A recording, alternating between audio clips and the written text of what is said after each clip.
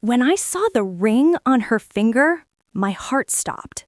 Not because it was beautiful, though it was, but because it didn't belong there. The light caught on it just right as my daughter brushed her hair back, the small diamond winking at me like it knew something I didn't.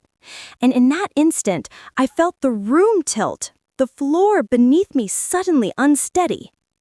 "Where did you get that?" I asked, my voice low, trying to sound casual. She looked up from her phone, eyes bright, cheeks flushed. "Oh, this? It's nothing, Mom."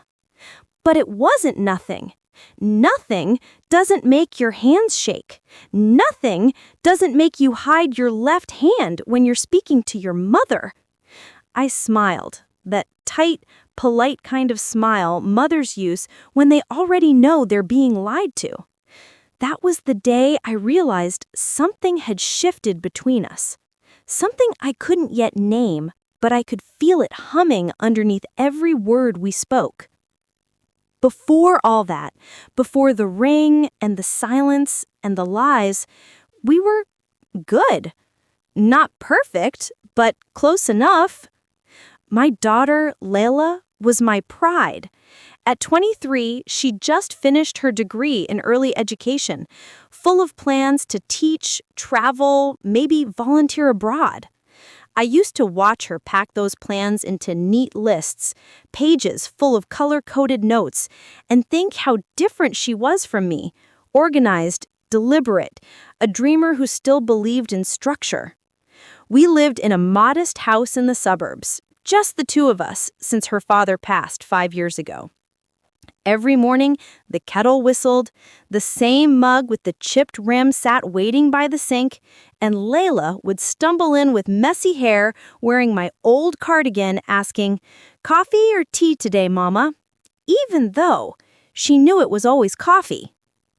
Our weekends were sacred. Market runs, lunch at the cafe with the blue awning, Sunday dinners with my best friend, Nora, and her son, Daniel. Ah, Nora. We'd been inseparable since high school, the kind of friendship that weathers everything. We'd laughed through heartbreaks, shared recipes, cried over each other's losses. When her husband left her years ago, I was there with soup and tissues. When mine passed, she sat on my couch night after night until the silence stopped feeling so heavy. Daniel grew up like Leila's big brother, always teasing, always protective. I used to joke that he'd be a great catch someday, and Nora would laugh, saying, "For someone's daughter, but not yours." He was 6 years older than Leila, and in my mind, they existed in different worlds. She was still the little girl with ink on her fingers, and he was the confident man who'd drop by to fix the fence or bring us groceries when he visited his mom. I trusted them both completely. That was my first mistake. That summer felt different. Leila had just started her teaching internship, and I noticed her coming home later than usual, sometimes smiling to herself, sometimes humming. When I asked how her day was, she'd answer, "Good, just tired," and disappear into her room. I assumed it was a crush from work, some young man who made her blush and forget to check her phone. It made me happy, honestly. After all, she'd been so focused on studies for so long, it was nice to see her heart wake up again. One evening, while cooking dinner, I called Nora like I always did. "Leila's got that look," I said, laughing as I stirred the soup. "You know the one, dreamy eyes, quiet smiles. I think she's in love." Nora chuckled on the other end. "Young love. Who's the lucky one?" "No idea," I said. "She won't tell me. Maybe I should spy on her." "Don't you dare," she teased. "She's at that age. Let her have her secrets." If only I'd known what secret she meant. A few weeks later, Leila said she'd be visiting a friend out of town for a few days. I didn't think much of it. She packed light, kissed my cheek, and said, "Don't worry, Mom. I just need a little break." But something about the way she said it, the softness in her tone, the The way she lingered at the door left a weight in my chest. When she didn't answer my calls the next day, I told myself not to panic. She was an adult. Maybe she was busy. Maybe there was no signal. By the third day, I couldn't eat. By the fourth, she returned, glowing, almost trembling with a strange mix of guilt and joy.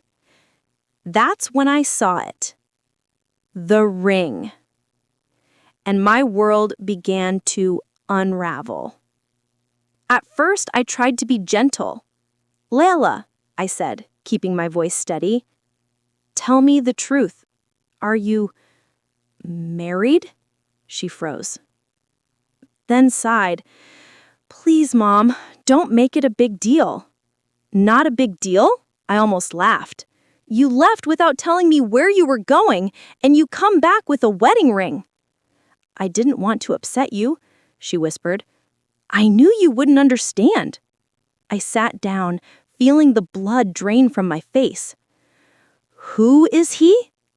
She hesitated, looking anywhere but at me. "It's someone you know." My stomach dropped. "Who, Leila?" She looked up then, eyes glistening, fear and defiance. "It's Daniel." For a long moment, there was no sound, only the faint ticking of the clock on the kitchen wall. Steady, cruel, familiar. I thought I misheard. Daniel? Nora's son Daniel? The boy I'd watched grow up? I whispered his name again, but it came out like a prayer that had lost its faith. My daughter nodded. "We didn't plan it this way, Mom. It happened."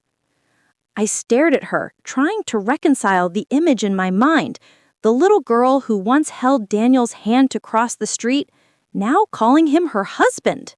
That night, after she went to bed, I sat in the kitchen long after midnight, the ring still flashing in my mind. I couldn't understand it, how something so sacred could feel so wrong. The house felt unfamiliar, like the walls had shifted while I wasn't looking. I kept hearing her laughter from earlier, nervous, breathy, the kind that hides something. I stared at my phone for a long time, my thumb hovering over Nora's contact. We spoke almost every day. She should have known. She must have known. But what if she didn't? What if this secret wasn't just my daughter's, but hers too? I put the phone down. I couldn't call her. Not yet. Not when my heart was still raw. Instead, I walked to Leila's room. The door was closed, light spilling faintly from underneath. I knocked softly. "Mom?" Her voice was cautious, tired. "Can we talk?" She opened the door, hair unkempt, face bare. She looked like the little girl who used to crawl into my bed after a nightmare. "Please don't be angry," she said. I sighed. "I'm not angry, just hurt. I don't understand why you couldn't tell me." She sat on the edge of the bed. "Because I didn't want you to look at me like this, like you are right now." "Leila," I said, trying to steady my tone, "he's practically family. You grew up together." She smiled faintly. "That's what made it easy, Mom. He always understood me. When Dad died, Daniel was there more than anyone. We started talking again last year, after I graduated. It wasn't supposed to happen, but it did." I wanted to be furious, but her voice, soft, trembling, disarmed me. She wasn't defiant, she was scared. Still, something didn't sit right. "How long have you two been seeing each other?" She hesitated. "About a year?" A year. All those dinners, the phone calls, the times Daniel stopped by to help with errands, the way he'd look at her. How had I missed it? A sick heaviness bloomed in my chest. "And Nora? Does she know?" Leila looked down. "Yes." The word hit me like a slap. So my best friend had known all along. The next morning, I drove to Nora's house without calling. My hands gripped the steering wheel until my knuckles whitened. Her house sat at the end of a quiet street, with the same blooming roses she always boasted about. The air smelled of them, sweet, thick, nauseating. She opened the door, smiling warmly as if nothing was wrong. "Maya, what a surprise! Come in." I didn't step forward. "Did you know?" Her smile faltered. "Know what?" "Don't do that, Nora." My voice cracked. "Don't play dumb with me. Did you know about Daniel and Leila?" A shadow crossed her face. She looked down for a second, then met my eyes.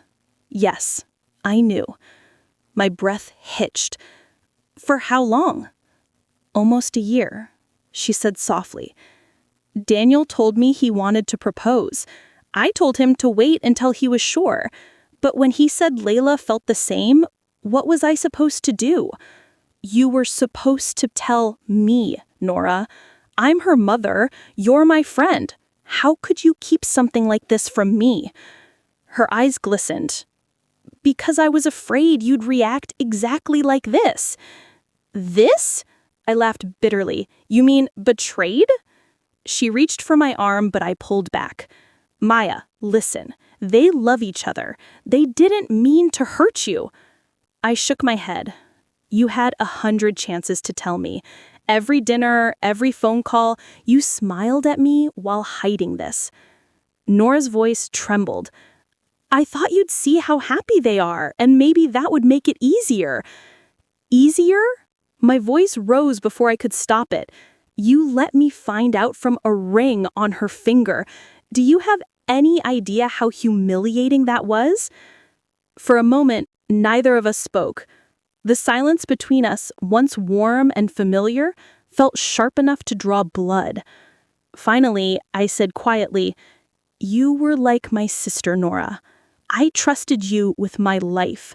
I would have trusted you with hers." Her lips parted, but no sound came. I turned and walked away. That night, I couldn't sleep. Every time I closed my eyes, I saw Daniel's face. Polite, careful, earnest. The way he used to call me Auntie Maya when he was little. The way I once told him he'd grow up to be a good man. Was this the good man he'd become? When Leila came home the next day, she tried to act normal. She cooked pasta, set the table, asked if I wanted to watch a movie. I played along. My anger had cooled, but the ache had only grown heavier. At one point, she looked at me and said softly, "Mom, you haven't asked me if I'm happy." I looked up. "Are you?" She smiled faintly. "Yes, he makes me feel seen, like Dad did for you." Those words sliced through me, because deep down, I understood. She was chasing the comfort she'd lost when her father died, and Daniel, being kind and familiar, had filled that void. Maybe that's what hurt the most. Not that she loved him, but that I hadn't seen the emptiness growing inside her, or the way someone else was already filling it. Still, something in my gut whispered that there was more to this story. The timing didn't add up. The way she'd rushed the wedding, the nervous energy in her voice, the sudden trip out of town. Love might explain a secret, but not a wedding. Not this kind of secrecy. One evening, as she showered, her phone lit up on the counter with a message. I didn't mean to look. Truly, I didn't. But the name on the screen froze me. It wasn't Daniel. It was Nora. And the message read, "She doesn't know about the first one, does she?" My heart lurched. The first one? My hands trembled as I put the phone down. My mind raced with possibilities. An earlier relationship? Another engagement? A child? I didn't know, but I knew this. My best friend was hiding something even bigger, and I wasn't about to be kept in the dark any longer. The next morning, I woke before dawn. The air was heavy, thick with that early summer stillness that always reminded me of the calm before a storm. I sat at the kitchen table, staring at the soft glow of Leila's phone on the counter. She doesn't know about the first one, does she? Those words circled my mind like a curse. I told myself not to jump to conclusions. Maybe it was something innocent. Maybe the first one referred to a trip, a disagreement, something trivial. But my heart knew better. Secrets don't sound like that. When Leila came downstairs, her hair damp and her face fresh with that faint morning glow, she greeted me with a nervous smile. "Morning, Mom." I nodded. "Morning. Sit, we need to talk." Her smile faded. "About what?" I gestured toward the counter. "Your phone." Her eyes flicked toward it, just for a second, but enough. I said quietly, "I saw a message from Nora." Her body stiffened. What does she mean, she doesn't know about the first one? For a long moment, she didn't speak. Her lips parted, but no words came. Her fingers twisted around the hem of her sleeve. Finally, she whispered, "I wasn't going to tell you." "Tell me what, Leila?" She swallowed hard, eyes shining. "This isn't Daniel's first marriage." The room went silent. "What do you mean?" I asked, though my throat felt tight, like my voice could barely pass through it. "He was married before," she said, her voice trembling. 2 years ago, to someone he met at work. They divorced quietly. His mom, Nora, helped cover it up. She didn't want people gossiping. Daniel said it was painful and he didn't want to relive it. I felt cold all over. "And you didn't think I should know? You didn't think you should know before you married him?" She blinked back tears. "I did know, Mom. He told me. But I didn't tell you because I knew you'd think less of him." "Think less of him?" I whispered. "Leila, he lied to me for a year. Both of them did. And you married him knowing he kept that from me?" She stared at me, desperate. "It's not about you, Mom. This was my choice." I pressed my hand to my chest. "Not about me? Everything about you is about me, Leila. I raised you. I trusted them, and they made a fool of me." She flinched at that. I hated myself for saying it, but it was too late. The truth had already spilled out. That afternoon, I drove to Nora's again. I didn't knock this time. I walked straight in. She was in the kitchen, sipping coffee, startled by the sight of me. "Maya," I said, "you hid his first marriage from me." Her shoulders slumped. She set the cup down slowly. "So she told you." "You should have told me yourself," I said. "You sat in my house week after week pretending nothing was wrong. You let your son stand under a roof I built with my husband's hands and lie to me." Nora sighed, rubbing her temples. "It wasn't my secret to tell." "Yes, it was," I snapped, "because your secret became my daughter's burden. You made her carry your silence." She looked at me tired, older than I'd ever seen her. "Maya, he made mistakes, but he's not a bad man. He was broken after that marriage. He didn't want Leila judged for his past. And you thought lying was the way to protect her?" "I thought," she said softly, "that if you saw how much he loved her, you'd understand." I shook my head, feeling my voice crack. "Understand what? That you both treated me like I was too small-minded to handle the truth? That my daughter had to sneak behind my back to marry the boy I helped raise?" Nora's eyes filled with tears. "They're young. They wanted peace. Peace built on secrets never lasts." And I turned to leave. Before I walked out, she said something that stopped me cold. "Maya," she whispered, "don't take this out on them. Please. I've already lost your trust. Don't make them lose your love." Her words hit me like a bruise. I drove home in silence, tears I didn't realize I'd been holding, spilling freely now. For days, I couldn't look at Leila without feeling the fracture between us, like a glass vase cracked down the middle, still whole, but never the same. She tried to make peace, cooked my favorite meals, offered to help in the garden, left notes on my dresser that said, "I love you, Mom." I couldn't bring myself to respond. Not yet. Then one evening, Daniel came over. It was the first time I'd seen him since learning the truth. He stood at the doorway, a bouquet of lilies in hand, my favorite flowers. "Auntie Maya," he said, voice hesitant. I stared at him. "Don't call me that." He nodded, lowering his eyes. "I deserve that." "You deserve worse," I said quietly. He looked up then, his expression pained but steady. "You're right. I should have told you. I was ashamed. My first marriage, it ended badly. I didn't want that to color the way you saw me, or the way Leila saw us." I folded my arms. "And lying fixed that?" "No," he said softly, "but I thought if I could prove myself first, maybe you'd see me differently. I love her, Maya. I really do." For a long time, I said nothing. He stood there, gripping the bouquet like it was the only thing keeping his hands from trembling. Finally, I said, "You may love her, but love without honesty doesn't last." He nodded slowly, setting the flowers on the table. "I'll spend the rest of my life proving I deserve her and your forgiveness." He turned to go, but paused at the door. "Nora didn't mean to hurt you either. She was just trying to protect us all." I didn't answer. When he left, the scent of lilies lingered, sweet and suffocating. That night, I lay awake staring at the ceiling. I kept replaying his words. "I love her. I really do." And for the first time in weeks, I felt something shift inside me. Anger gave way to exhaustion. Exhaustion to quiet sorrow. Maybe he was right. Maybe they did love each other. But love built on silence still leaves a scar. And I knew this scar would take time to heal. Still, another thought gnawed at me. Something Leila said the night before.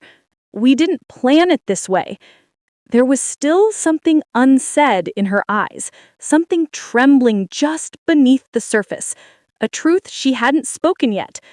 And I had a sinking feeling that the worst was still to come. A week passed before I found the courage to visit Leila and Daniel's new apartment. They had moved into a small place across town, a modest space filled with soft sunlight and mismatched furniture. I brought a basket of fruit, a peace offering, though I wasn't sure if I was ready for peace. When Leila opened the door, her face lit up. "Mom!" I hesitated before stepping in. The scent of vanilla candles and simmering stew greeted me, warm and domestic. She'd always been a nurturer, even as a child. She used to line her stuffed animals along her bed and read to them every night. Seeing her now, apron tied loosely, reminded me of those days. Daniel stood up from the couch, nervous, respectful. "Mrs. Hassan?" I met his gaze briefly. "It's Maya," I said quietly. He nodded, relief flickering across his face. Leila guided me to the table. "We made your favorite, lentil soup." Daniel helped. I forced a small smile. He must really want to impress me. Daniel chuckled softly. "Every day, ma'am." For a moment, it felt almost normal. Laughter hovering between us, bowls steaming, the faint hum of the city outside the window. But peace built on secrets never lasts long. After dinner, Leila began clearing the dishes. I offered to help, but she insisted. "Sit, Mom. You've done enough for me already." Daniel busying himself with leftovers. That's when I noticed something on the counter. A small, folded paper, partly hidden under a grocery receipt. It looked like a doctor's note. I didn't mean to pry. Truly, I didn't. But when I picked it up, my eyes caught the words, "First trimester checkup." The air went still.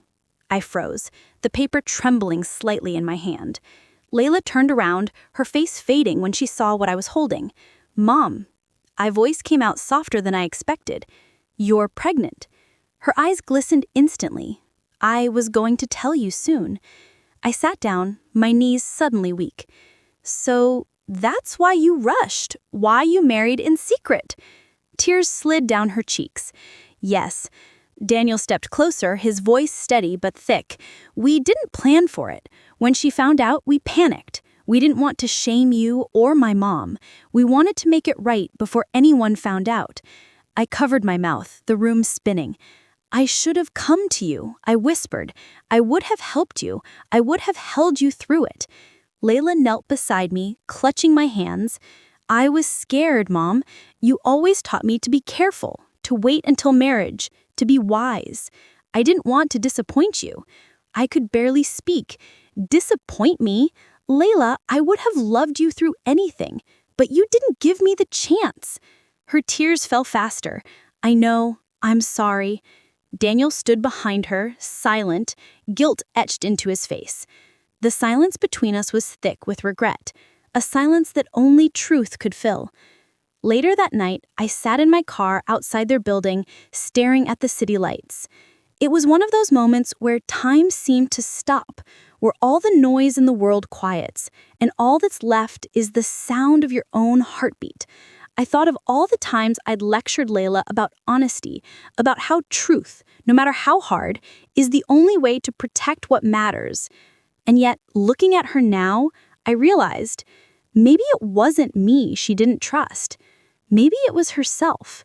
Maybe she was afraid that admitting her mistake would make her unworthy of the love I'd given her all her life. That thought broke something open inside me. 2 days later, Nora called. "Maya, can we talk?" Her voice was careful, cautious even.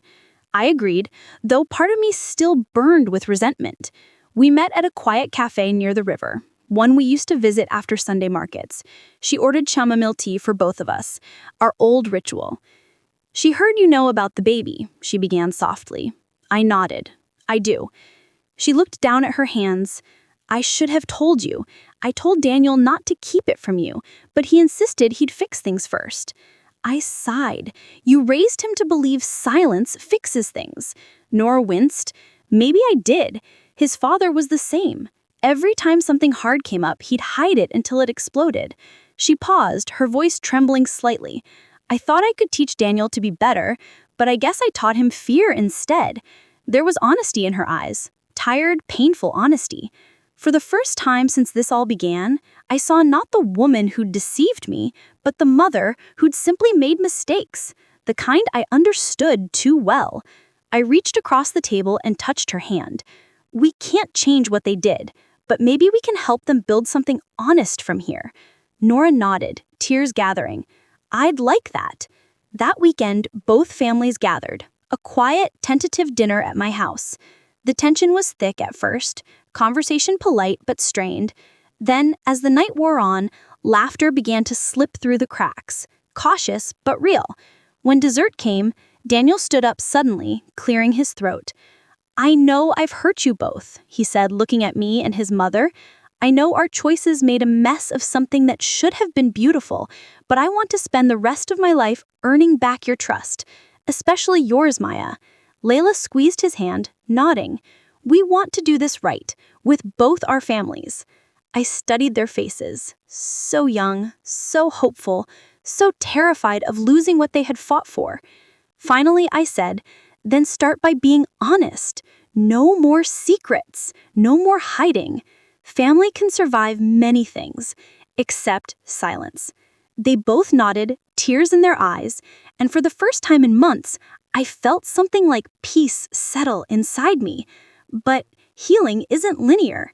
Even as I watched them leave that night hand in hand, I knew there were parts of me still bruised, pieces of trust not yet whole.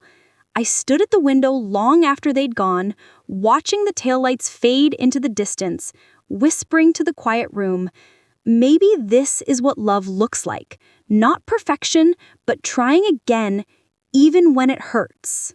It started with a photo. Someone, maybe one of Daniel's coworkers, maybe a distant cousin, posted a picture from the secret wedding. The caption was harmless enough. "Love always finds its way. Heart. Hashtag Daniel and Leila." But within hours, the post spread through our small community like wildfire. By evening, my phone wouldn't stop buzzing. Old church friends, cousins I hadn't spoken to in years, even my aunt from Toronto, all messaging me with the same tone of disbelief. "Maya, I didn't know your daughter got married. Why didn't you invite anyone? Is it true she married Nora's son?"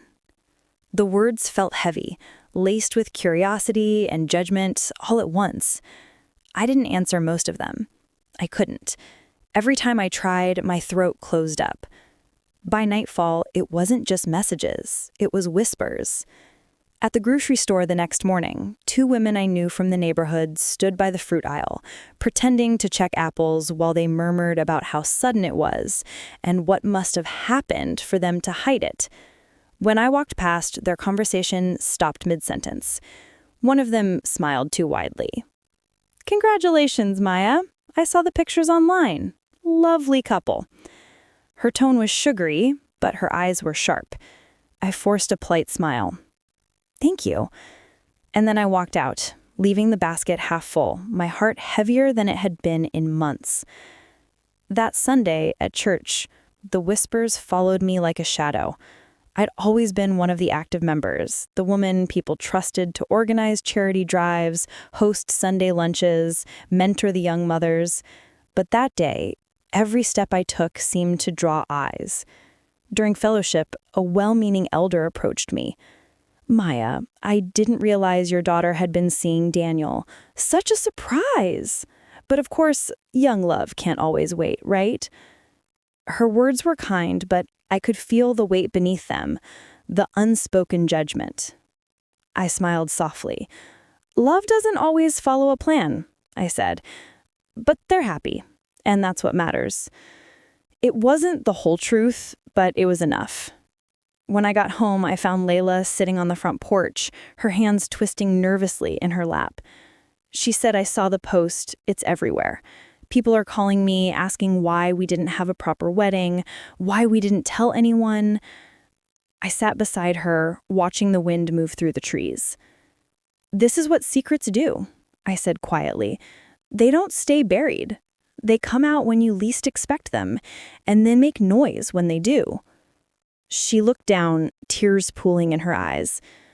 "Should I post something to explain?" "No," I said. "You don't owe anyone explanations. Just live honestly now. Let your actions speak." She reached for my hand. "Will you help us plan a small celebration? Something proper this time?" That caught me off guard. I turned to look at her, and there it was. That same light in her eyes I'd seen when she was 10 and begged to host her first school concert. A cautious smile tugged at my lips. "A blessing ceremony?" She nodded eagerly. "Yes, something simple, just family and close friends, to show that we're not ashamed." And for the first time in weeks, I felt something shift inside me, the tightness in my chest easing just a little. We held the ceremony a month later in our backyard. The weather was perfect, the kind of soft, golden afternoon that feels like an apology from the universe.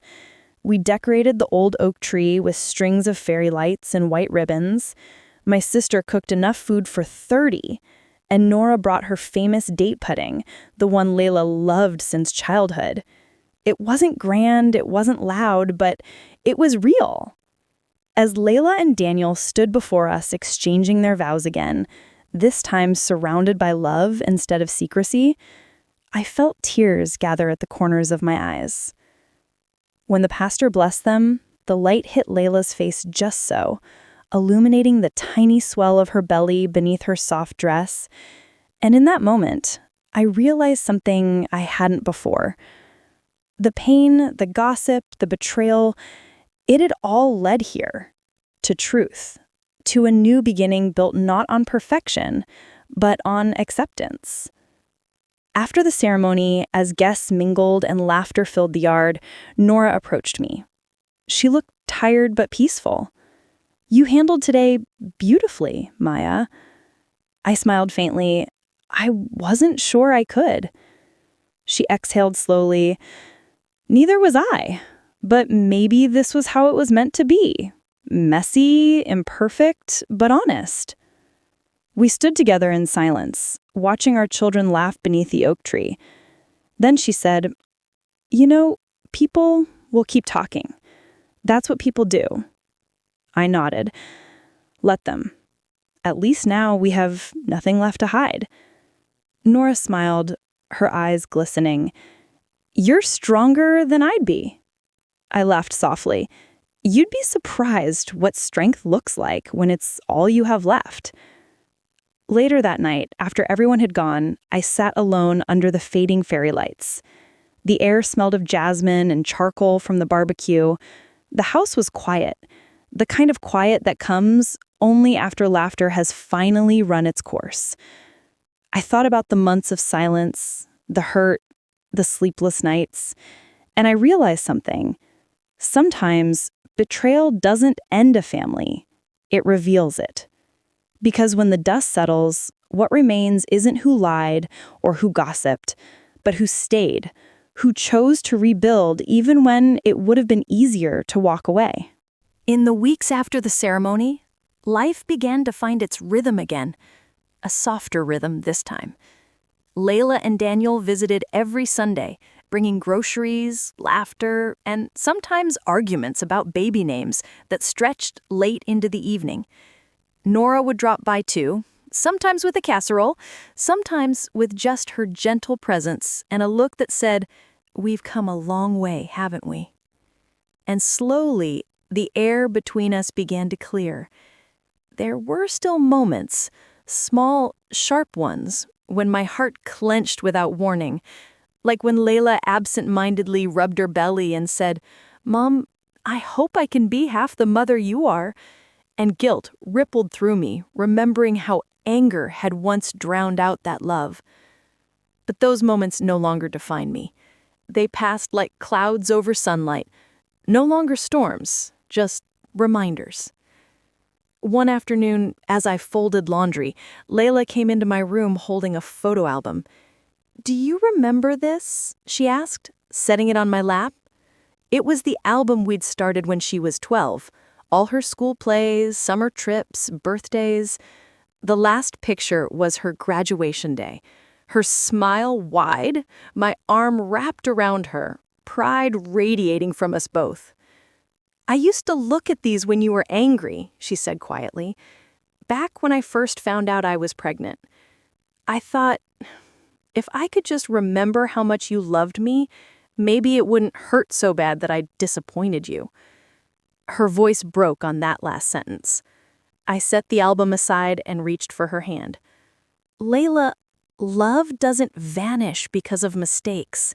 It bends, sometimes even breaks for a while, but it finds its way back." She looked at me, her eyes shimmering. "It did, didn't it?" I smiled softly. "Yes, it always does."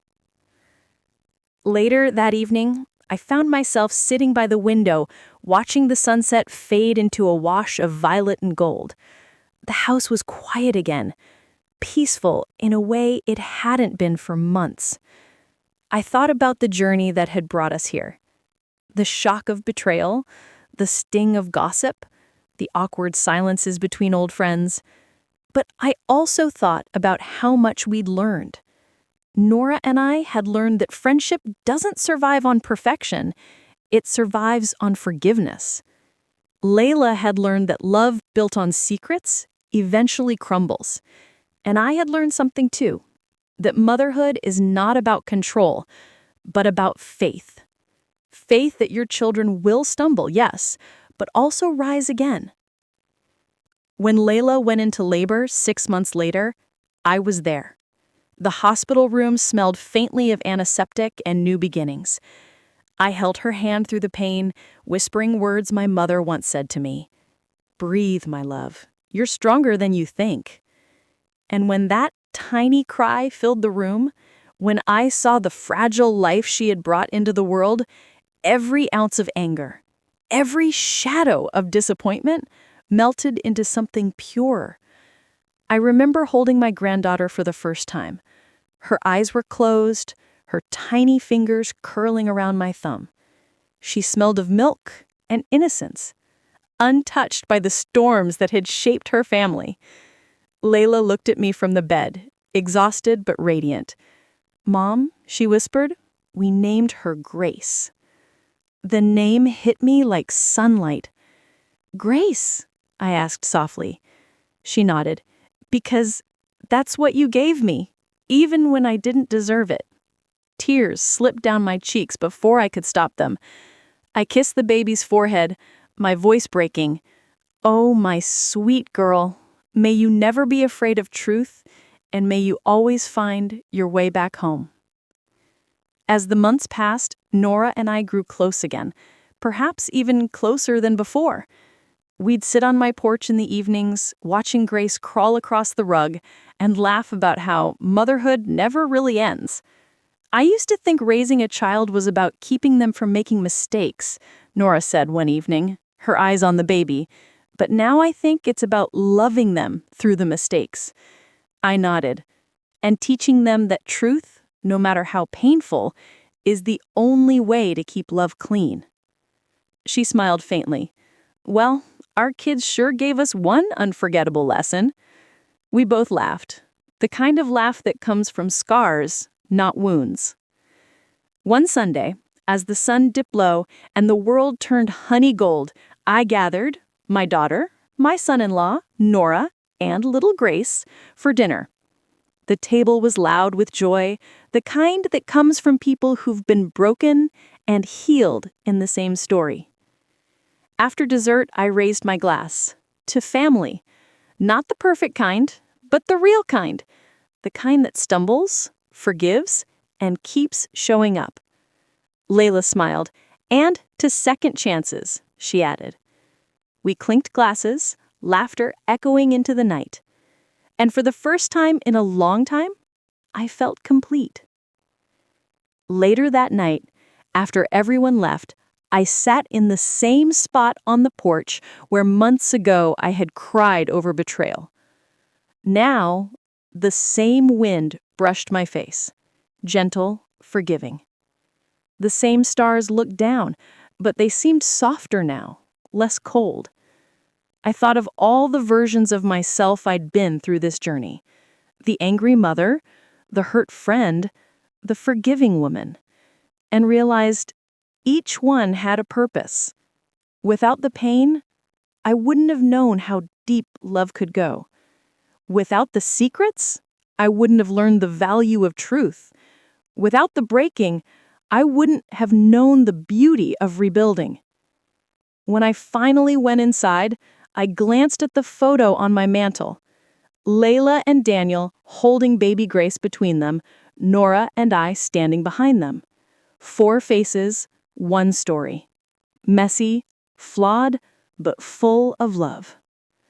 And I smiled, whispering to the quiet house, "Family isn't who stays perfect, it's who stays. Period."